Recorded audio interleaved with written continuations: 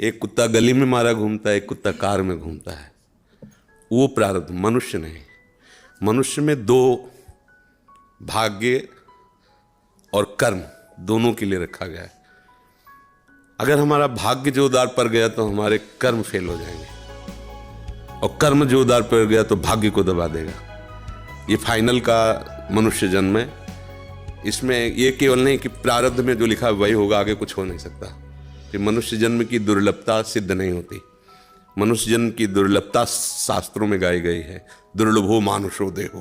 क्या दुर्लभता है? अब हमारे प्रारब्ध में लिखा है दुख ही भोगना है, लेकिन आपने निश्चय किया सत्संग सुन करके कि सर्व सामर्थ्यशाली भगवान और भगवान का नाम सब कुछ कर सकता है। अब सब कुछ बदल जाएगा, आपका प्रारब्ध बदल जाएगा, सब बदल जाएगा। जैसे मार्कंडे नाम के एक ऋषि थे, तो उनके पिताजी बहुत बड़े ज्योतिषाचार्य ब्रह्म ऋषि थे। तो जब ही वो पैदा हुए तो कुंडली बनाई, तो उसमें लिखा था 5 वर्ष की आयु। बड़े चिंतित हुए क्योंकि बड़ी तपस्या के बाद ऐसा पुत्र हुआ और 5 वर्ष जिएगा। प्रारब्ध 5 वर्ष का था। तो उनका मनुष्य जन्म केवल प्रारब्ध के अधीन नहीं है, उपाय के भी अधीन है। कर्म का मतलब उपाय भी करें हम उसका। तो उन्होंने विचार किया कि इस प्रारब्ध को केवल भगवान या भगवान का कोई प्रेमी महात्मा ही बदल सकता है, दूसरा कोई नहीं। तो जैसे जैसे वो सयाने होते गए, एक एक दिन वो नोट करते हुए पिता है, जब थोड़ा सा 3-4 के बीच की अवस्था है, तो उनका बेटा मेरी एक बात माना कर, ये गंगा के किनारे जितने भी कोई ऋषि महात्मा संत दिखा, सबको साष्टांग प्रणाम करो। अब वो बालक थे, अब संतों को प्रणाम करने की उन्होंने, क्योंकि जानते थे कि संतों की कृपा दृष्टि पड़ जाए तो प्रारब्ध का नाश हो सकता है।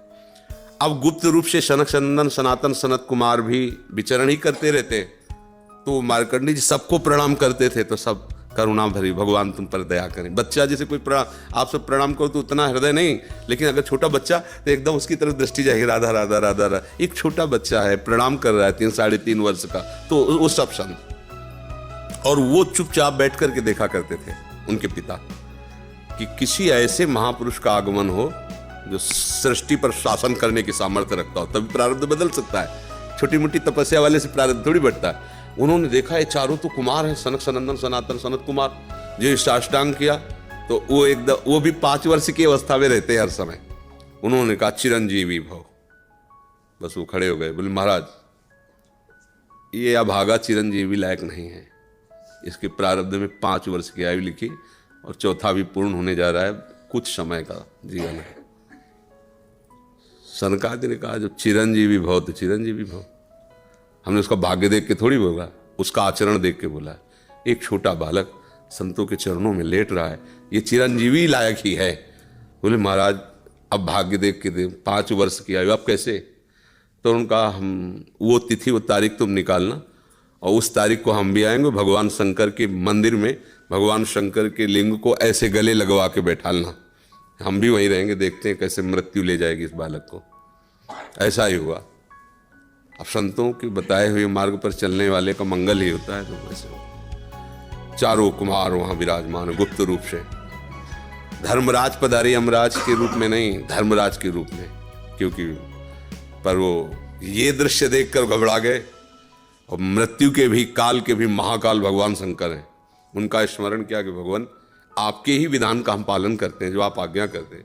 5 वर्ष की आयु है, वो आयु आज खत्म होने जा रही है, समय पूरा हो गया, पर मेरी ताकत नहीं कि आपसे छीन कर मैं ले जाऊं आपको गले लगाए हुए से। तो प्रभु आप प्रकट होइए और बताइए कि हम आपके कानून का आप कैसे पालन करें। अगर हम अभद्रता करते हैं तो आपकी मर्यादा जाती है, और अगर मैं अपने आपके कानून का पालन नहीं करते तो धर्म का नाश होता है। तो भगवान शंकर प्रकट हुए और उन्होंने कहा कि तुम्हें कोई परेशानी की बात नहीं। 5 वर्ष की आयु है ना, मेरी आयु के 5 वर्ष इसको जोड़ लीजिए। भगवान ने कहा मेरे हिसाब से। भगवान को जानते, जब यहाँ का पूरी सृष्टि का विनाश होता है ना, तो इतना होता है, निमेष इतने, जैसे भागवत में आता है ब्रह्मलोक में एक कमल की पंखुड़ी ऐसे छेदी गई तो मृत्युलोक का 1 वर्ष और वहां का इतना समय। तो भगवान का निमेष और ब्रह्मा की पूरी की आयु व्यतीत हो गई। आज भी अविनाशी हैं मार्कंडे ऋषि, आज भी विराजमान है। क्या हुआ? क्रियमाण ने जोर कर दिया, प्रारब्ध का नाश हो गया। जो प्रारब्ध 5 वर्ष का था वो अविनाशी हो गया, वो अमोघ हो गया। तो हम केवल पशुवत प्रारब्ध भोगने नहीं आए हैं, हम नए प्रारब्ध की रचना भी करने आए हैं। अब वो जो आध्यात्मिक शक्ति से युक्त नहीं है, केवल वो लौकिक बल से चाहेगा तो प्रारब्ध मिटिया मेट कर देगा, और आध्यात्मिक शक्ति प्रारब्ध को मिटिया मेट कर देगा। ये रहस्य है जो भगवान का आश्रय लेकर भावी मेट सके त्रिपुरारी। भगवान का आश्रय ले लो तो जो कुअंक भाल के हैं वो मिट जाएंगे। हमारा प्रारब्ध इतना जोर, जैसे प्रारब्ध है किडनी फेल, ये पूर्व प्रारब्ध है। माँ के गर्भ से इस रोग की रचना हुई, जान तो पाए 35 वर्ष की अवस्था में, 20 वर्ष बाबा जी बनने के बाद। अब मांगते खाते अपने भजन मार्ग में चलते रहे, अब किडनी खराब हो गई। अब क्या, ये तो सब रुपए का खेल इसमें, ये तो इसमें धन चाहिए, हमारे पास कुछ नहीं। अब हम जिनके आश्रित थे उन्होंने खेल बदला, ये सब व्यवस्था कर दी।